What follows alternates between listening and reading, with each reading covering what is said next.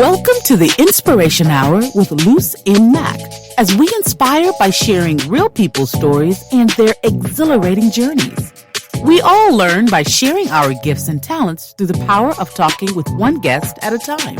Get cozy, get your favorite nighttime drink, and let's get ready to be wowed with inspiration.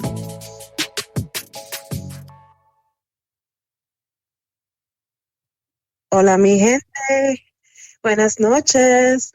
So today is my birthday, and it was such an amazing weekend, and wanted to start tonight with a special guest. And it's kind of like a birthday present to myself. And let's be honest, the Inspiration Hour with Luz is not just only talking about the amazing opportunities I had to meet people, but it's always to keep inspiring, keep pushing, keep believing. And this is what my guest is. So let me share a little bit about her. After going from a stay-at-home mom to award-winning activist filmmaker, top 100 podcaster, and to sought-after Fortune 500 speaker, Denise Soler Cox uses her experience to transform lives through storytelling. In 2014, she co-founded Project Eñye, a multimedia production company whose purpose is to transform how we think about culture, identity, and what it means to belong. In September 2020, Denise was recognized as a featured host by Apple Podcasts North America for her podcast, The Self-ish Latina. With listeners in 32 countries, Denise has been invited to speak on over 150 stages, including 2 TEDx talks, and has worked with some of the world's most recognized brands like Microsoft, Facebook, LinkedIn, JP Morgan Chase, Salesforce, Procter & Gamble, Dow Jones. You guys get it. She's worked with a lot of great companies, okay? So let me just say that. But she's also my mentor and is someone that I have to just throw this in her bio because she doesn't really need me to throw this in. She's the person that got me to believe in myself and call myself an author. So let me just sum it up and say Denise is a badass Latina. And you guys need to know about her. She has a lot of great projects coming soon, so I need to mention that. She is working, she's currently in production of her second feature-length documentary about the secret keeping in the Latinx community, which I can't wait to see once it's out, and also working on a book about belonging, winter of 2021. So sometime soon that comes out, and I can't wait to get that. So Denise, how are you? I'm great. Happy birthday. You are my birthday present. Did you know that? That is so sweet that you just said that. I love it. That is so kind. Wow, what a great honor to be your birthday present. Well, I kind of manifested it because what I did was, it was so funny when I was asking my tribe, my people, hey, I started a podcast. I would love to have you as a guest. I said, I want Denise to pick the 8th. And I said it before I sent it out. And when you pick the 8th, I'm like, of course, this is the same woman who says, I want a coffee and it disappears. She taught me about that shit just works. Like, you got me like manifesting shit I can't even think of. Okay, so as you guys can tell, these are just like in sync. She's a mentor. She's down to earth. I love her. But instead of me just saying how much I love you and gushing, can you talk a little bit about who you were before you became all this? This. And how and what transformed you? Yeah, it's so interesting. I feel like I was the same person, but then a totally different person altogether. I feel like you could probably understand that with so many of your successes that you're having. It's like, there's the version of you that has the ideas, or I'll speak for myself. I had the idea, but I didn't have confidence. Yes. And then one day I just decided I'm going to do it without confidence. And then I gained confidence while it was all happening. And then, of course, being on the other side, it's interesting. I'm making a new film and writing the book, and it's like the higher we climb, the more aspirations we have, the more that confidence kind of keeps, or the lack thereof, or like the questioning, the imposter syndrome, all that stuff. It still comes up in spades, and that's how I know I'm still in the game and going for something big. And the only difference between now and then, or then and now, is that if it stops me for a moment or two, or maybe 10 minutes, at the worst a day, versus 17 years holding on to an idea and not acting on it because I just was too afraid. I'm so glad that you brought up 17 years holding on to an idea, because some of us, and I'll just say some of us, because some people have an idea in their head, they're wrapping their head around it, how am I going to go about it? But we think when we see people actually doing it, like, oh, I can't be that person. And I know we laugh about it all the time, right? Because you always you said something in EDA was still going on. So EDA is an accelerator program that Denise was having she did it for a couple of years. And that's how I started being mentored through her. She always said, the bigger the push, the bigger you're breaking levels and going to a next level. So that was something I always remembered. But going back to the analogy, when people say, I have this idea, and see other people going for it, they usually be like, oh, that can't be me. Oh, no. All these reasons just start piling on. And you taught something very powerful, and it's about acknowledging all the no's, like every bad idea that comes into your head of why you can't do it. Can you talk a little bit about why you was so thoughtful in saying, like, we need to acknowledge that big elephant in the room in your head that's telling you not to do this? So let me see if I understand the question. Do you mean like acknowledging like the gravitational pull to like not do anything, or do you mean like the? Yes, sorry. It's like the why I shouldn't do this.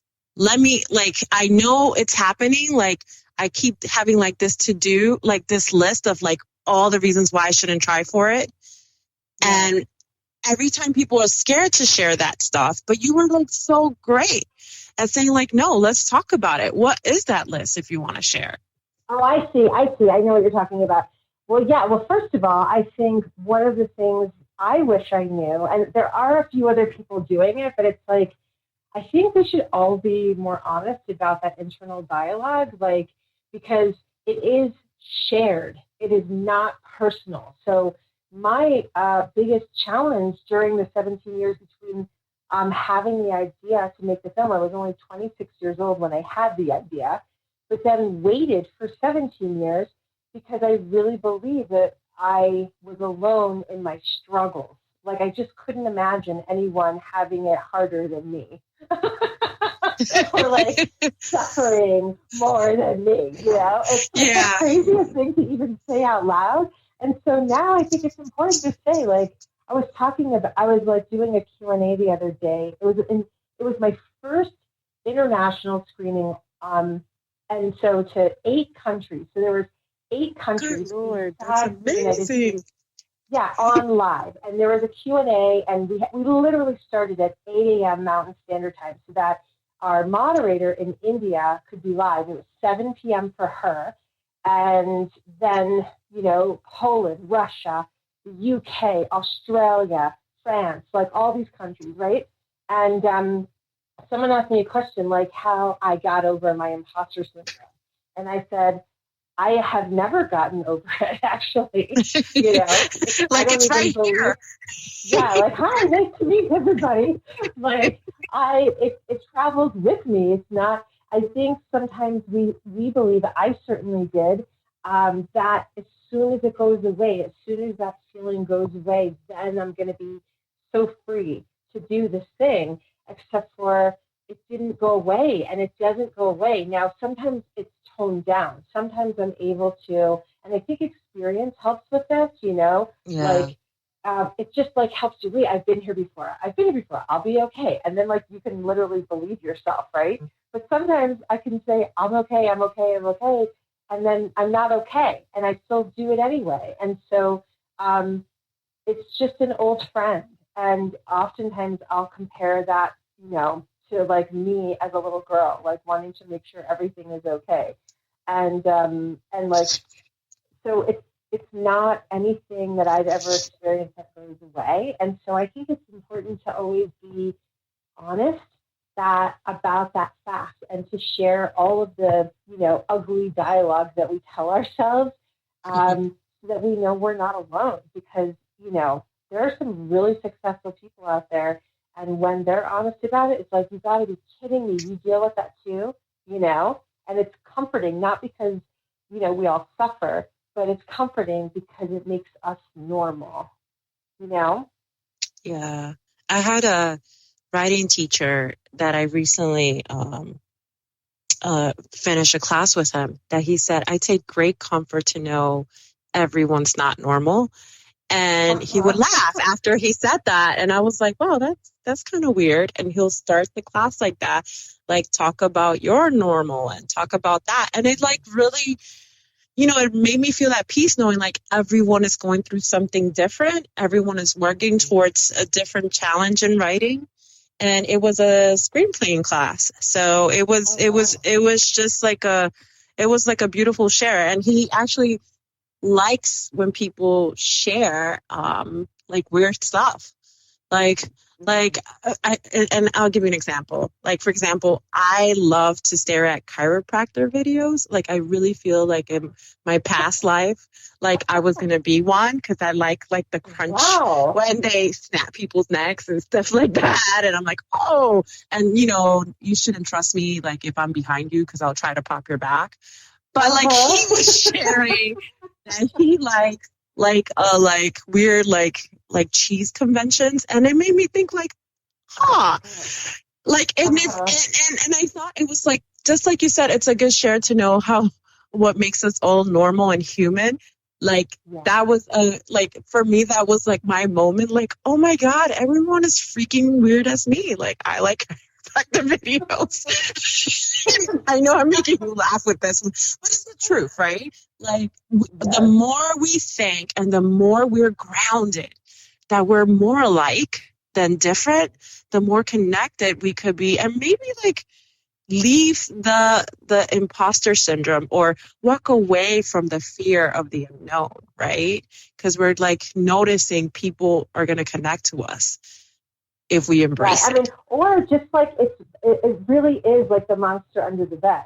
Like though I know, like I stayed in, before the pandemic, I would stay in all these hotels, and I like full like disclosure, I would look under the bed. Like if I could look under the bed, I would look under the bed. I was looking for the strange person hiding under the bed, right? And so like I'm an adult, and it's still like a fear. But the thing is, we all know there's no monster under there, but I still checked, and I still have a little bit of anxiety. And so we know it's not there, but it's still a legit fear. But the more people admit, like, oh my God, I do that too. Or sometimes when I'm traveling, if I don't have enough natural light that comes into the room and the room is pitch dark, I'll leave a light on. And, but these are just like these fears that we have, and as much as we want them to go away, they just won't. And so might as well, so it's okay, in other words, to share them and to have them kind of coexist with us. They don't take away our power unless we hold them as secrets, That's a good one. But as soon as we share them, they begin to lose their power. And then it's just, like I said, it's, I can tone it down. Like it's a volume on an old stereo. Like instead of being 10 out of 10 loud, I can tone it down sometimes to a 2 or maybe a 3.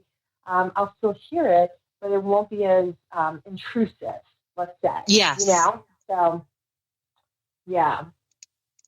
I'm so happy I found you. I feel like you helped so many individuals, especially Latina women or Latinx women, feel affirmed through the community you've built through Project Eñye. And I feel like Project Eñye is much bigger than just what it is, like I feel like it's a inspiring a group of individuals that are like working really hard to, embrace their Latinidad at the same time going for what they want. And I wanted to know, what was the push that made you create Project Eñye in the first place? Yeah, so like I said, I had the idea for the film. It was, it didn't happen like in a field that I was running through with my arms extended, singing Sound of Music songs. It was like I was hanging out with a bunch of my friends in North Miami Beach. It was like nothing special. It was like any other night. There was nothing, like we weren't celebrating anything. It was just a bunch of friends hanging out, getting drinks, eating appetizers, and BSing around the table. And that night, I realized, connecting what I'm saying now to what we were just talking about, I suffered in silence about my identity and feeling really disconnected from my Latinidad and feeling really disconnected to my roots, because I felt like when I went to Puerto Rico to visit my family, I was in a gringa, and then I was dealing, with like the adult aftermath of having been bullied and how stifling it is to be bullied, especially about your culture. Mm-hmm. And then just like general, like, who am I? Where do I belong? General, I would say garden variety identity questions. And so, but again, I thought it was just me, and I thought it was petty and silly, and like nobody would give a crap if I told them. But then we started talking about it, but we were talking about it like a joke, like making fun of our parents' accents. Like, how does your parents say expressway? And then we would say expressway, or we would talk about like, I remember we said like, my parents used to say windshield factor instead of wind chill factor. Do you know what I'm talking about? No, I get it, because so this is a funny story, and I know we've talked in the past, but I didn't learn English till I went to college. Like, I got away with not knowing English at all. I mean, I grew up in Washington Heights. I mean, I was born in the Dominican Republic, came here like around 6 or 7. Everything was Spanish as, Spanish first language, and then English as a second language. But the teachers had to know Spanish. So I was like, yeah, this is easy. And then when I went to college, I remember being made fun of because I had a hard time saying yellow and jello. Like, I thought it was the same thing. I'm like, this is like, English is so confusing. There's jello and jello. Like, which one is it? And then, and this is where I'm really going to bring it home, when I felt like really awkward being in college and growing up Mormon. There was a very strong suggestion for me to take a dialect class to learn to flush out my accent. And I remember, and this is not something I really, spoken of like vividly, but I was really into like theater and like art and all these classes. I mean, like, you're not surprised, but I remember a teacher telling me, this will benefit you so much because people won't have such a hard time understanding you. Like, you'll just fake like you know English a lot. And I never forgot that. Wow. But yeah, I was in a community that was less than 5% minority, meaning Asian, Indian, Hispanic, and Blacks, and Islanders. Everyone else from the 9,000 students, they were white. So to hear that statement over and over again about like, what are you? Like, you're like the first Black woman that sounds like Hispanic. And I was like, oh God. But it was funny because, not in like in a hilarious way, but it really made me think about like, I used to make fun of my mom when she was learning English, and she'll always say, pass the beso. And I'm like, I am that person. Like, I had such a hard time, but yeah, we all experience it, and we all grew up with it, because we were all learning how to live in this country. Yeah. So here we are around the table, and we're making fun of our parents like jerky young people do. No, I still make fun of my mom. I haven't given up. And then the thing is like, I was like, wow, this is so funny. Like, I thought, because it's until we start sharing about these things that we just never talk about, we really do believe we're alone. And some of the things, it doesn't matter that I felt alone, right? But then as the conversation evolved, it mattered greatly that I realized I wasn't alone, because it went from these silly, funny things to more serious things. And then I realized, oh my God, like literally my whole life, I thought I was alone. Like I just believed that to be true. And there was no, YouTube in 1996. And if there was, it was just an idea, because it didn't exist. There was no place for me to go Google something. There was no Google. And so I didn't have a place to kind of get any context about this stuff and kind of be alone in a room doing research. like being out with my friends at a bar was like what my contextualized version of this was. And thank goodness, because that night I realized that I wasn't alone. And the thing is that I realized it so profoundly that I changed my whole life. I changed my whole way I was looking at my life. Up until that moment, I felt deeply alone and isolated when it came to my cultural identity. And after that night, I felt deeply connected and a part of things. And it was so profound that I started writing on napkins the things that people were saying and ideas that were kind of channeling through my mind and my heart. And I decided that night that I would make a movie about it, because I wanted to make sure that other people could experience this truth, this like life truth, which was that you weren't alone. We're not alone. And especially when it comes to this particular kind of set of cultural circumstances where the diaspora, regardless if you're born in that, country, but the diaspora of which you are a part, Luz, born there, came here, that there is a common experience, and we can feel connected and grounded in that versus feeling the way that I did, which was disconnected and not grounded. And no one likes to feel like that, so that's where the idea was born.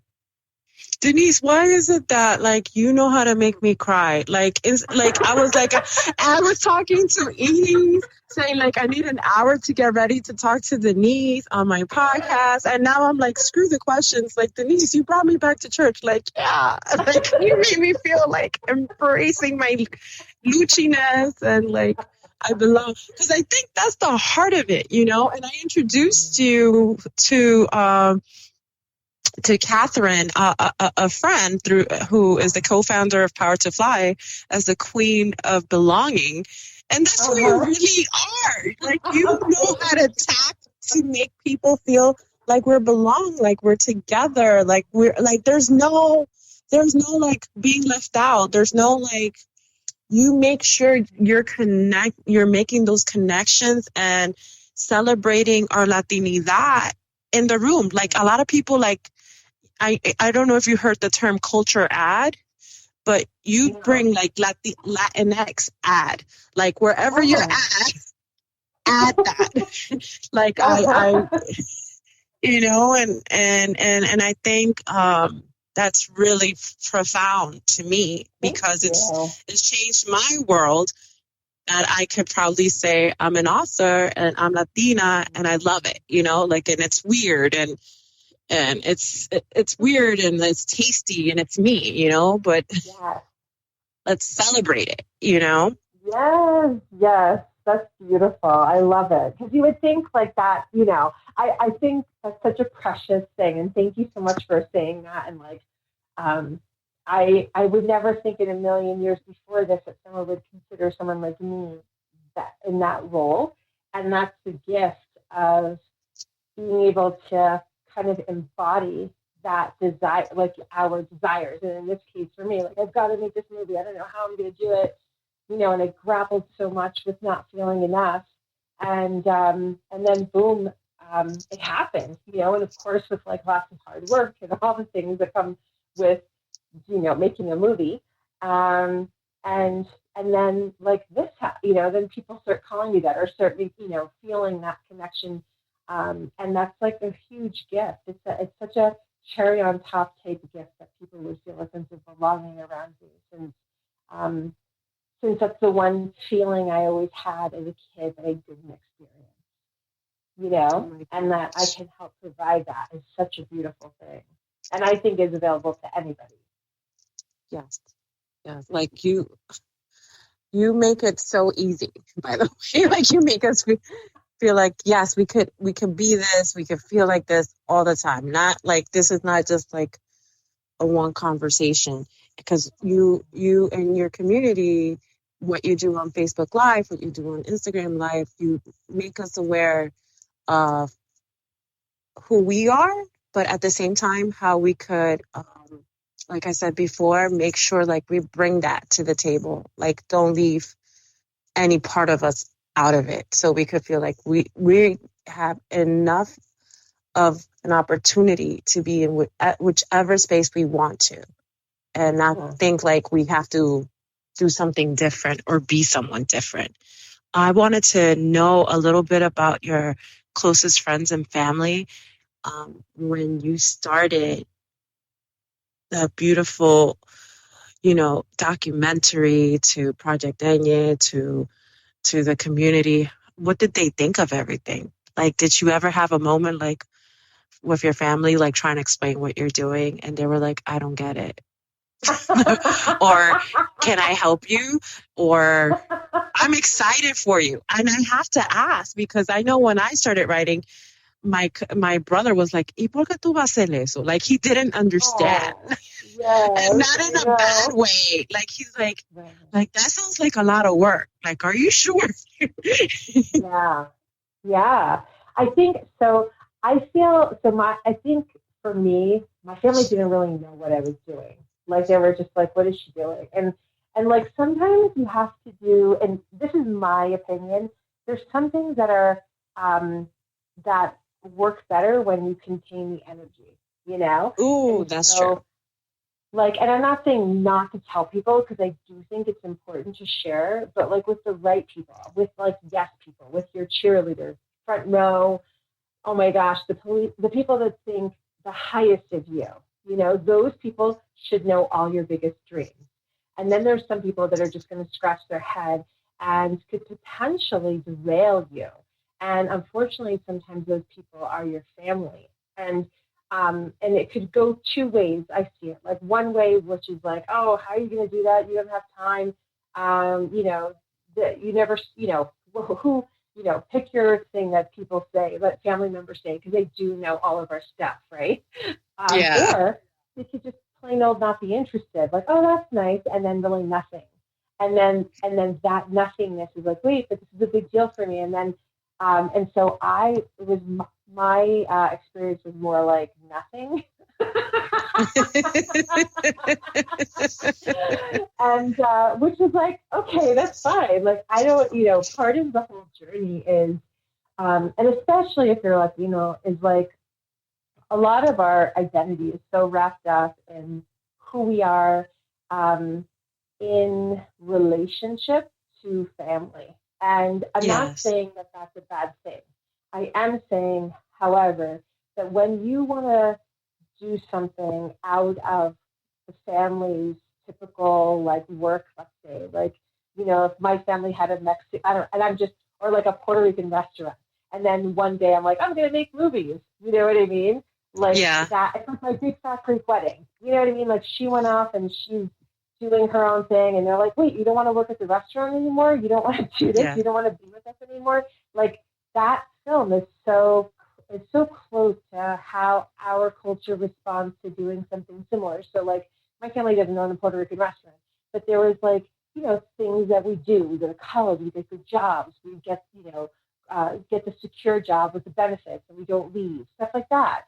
And so since I had a little bit of a different turn, it was like, you know, people scratching their heads, wondering what Denise is doing and how it's going to work out and if she's going to be okay and how are the kids and all this concern. And sometimes I think that it's, and so when you're kind of, and it's not breaking away, but there's really no other way to describe it. So breaking away from those expectations can be really hard and really lonely. But the gift is that you learn that you can provide, I don't know, like that you can be okay even though that's happening in the background. And so for me, like my mother actually wrote me a letter before, right in the very beginning of the project, and stopped talking to me. She didn't talk to me for a full year, and it was directly related to the movie and her fears about the movie. And so I knew, okay, if I stop working on the movie, then I get the relationship with my mom. But I'm not doing anything bad. I'm making a movie about validating an experience for millions of people. It has nothing to do with her. But sometimes our families can make or juxtapose their interests on top of things that don't need to have a relationship, And so I made a decision that that she was allowed not to talk to me, but that wouldn't interfere with what I was doing. And I know that sounds super hard, and hopefully most people will never have to worry about dealing with something so difficult. But the first scene in my film has my mom in it, because I called her and said, hey, I know you're not talking to me, but I'm still making the movie, and I'd like you to be in it. And if you want to be in it and show me where I grew up in the Bronx, then please let me know, because I'd hate for this to get in the way, And she did, and we started talking again. And then I have a joke that before the pandemic, if I was doing a screening in New York City or anywhere within 300 miles, because she did show up at a screening in Boston, she would show up. She would grab the mic at the Q&A, and like I have to wrestle her down to get the mic out of her mother's hand. That's so cute. I have to admit that. What's that?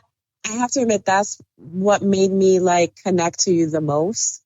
The scene with your mom, because when I first started writing, I didn't share with my family, by the way. And it was because a coworker had pushed me to write my poems, because the first book I wrote, and I actually shared, because I write better in Spanish, was a book of poems. And I wrote the book and published it, and I never shared it with anyone. And people started finding out about the book slowly, and I was really afraid. Because my mom was a Spanish teacher. There was a lot of feelings that I wrote there about like so many things that mean a lot to me. And I was so scared if she didn't like it. And I remember when she found that book of poems, she's like, this is actually good. Like, you were feeling all this? Like, we could have talked about it. And it was just kind of like, it was kind of like an eye-opening moment that I could have that conversation with her, but I wasn't sure. But it's also what it means to be Latina. Like I'm like, 41, and I still fear my mom and what she thinks. I still cook for her. Just so she could say she doesn't like it, but it's my mom.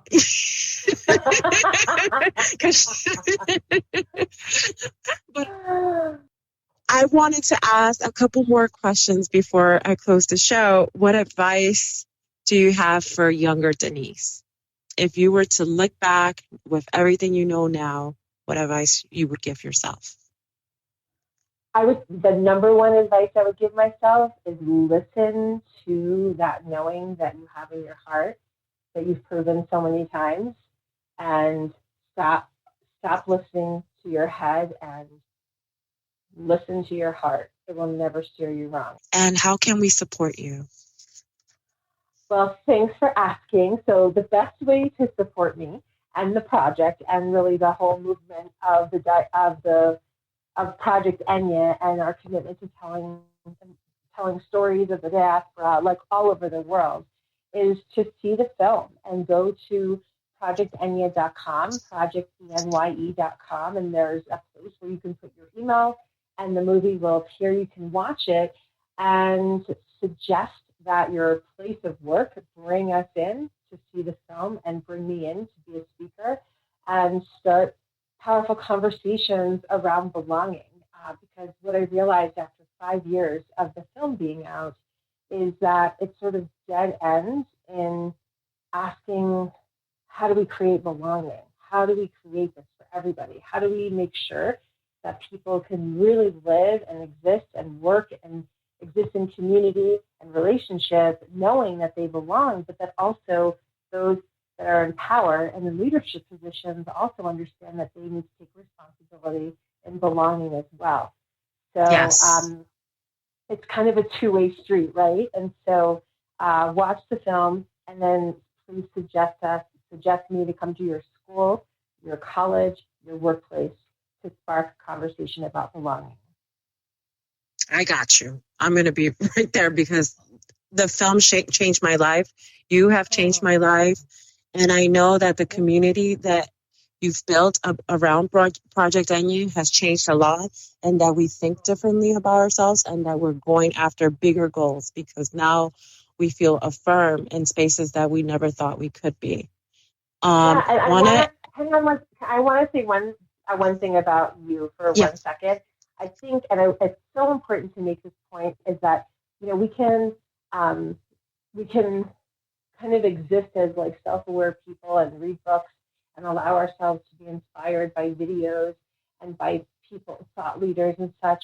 And then there's the people that take it to the next step and take action and try these new ideas and concepts out in their life and trust themselves enough to see what the result is. And I would put you in that category. And so I just want to acknowledge you for all your hard work and really being an example for your own children and all the other women that follow and look to you for leadership and mentorship. You took the information, made it your own, and became the author that we knew that you would be. And that's no small potatoes. And I just really want to acknowledge that publicly. You did the work and you're doing the work. And that's why we're having this conversation right now. Wow, Denise, thank you. Don't make me cry again. Like, you're my birthday present, but like, we need a drink if you're going to make me cry this much. No, I am so grateful and I'm so humbled to know you and call you friend and mentor. I still bother you and tell you everything that's happening because I feel this not only deep connection, that you understand the challenges that I go up against when I'm pushing forward and doing the work. There were many moments that I could say honestly that it took so much emotional bravery to keep pushing, because there were so many times I'm like, I'm going to quit. I'm just going to quit. I need someone to tell me I'm going to quit. And I remember those Q&A calls. You'll laugh and you're like, like, eat something yummy and let's go at it again.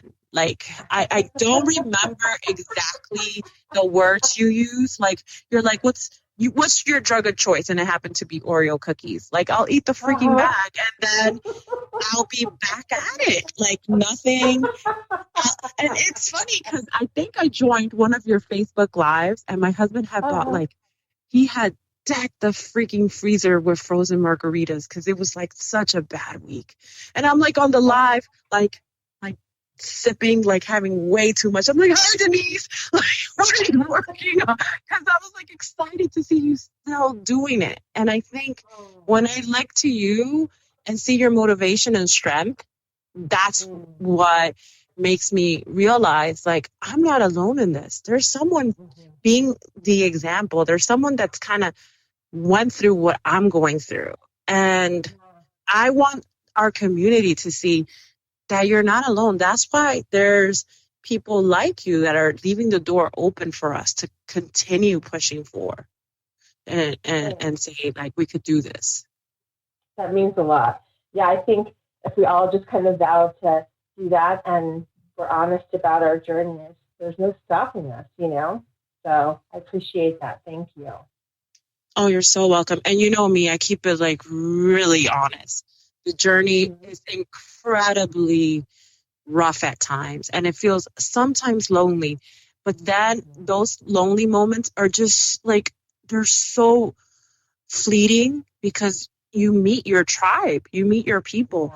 There's so many people I have on speed dial that will know what's going on and they'll jump into to call. Like, I'll give you an example. I submitted a book that I have. I know I write a lot.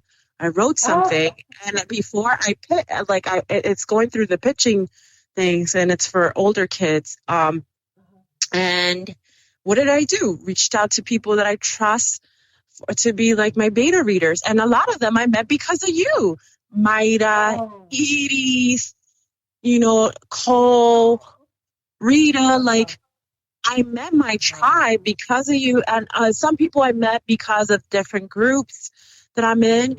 But that's what and a lot of people say, this is great.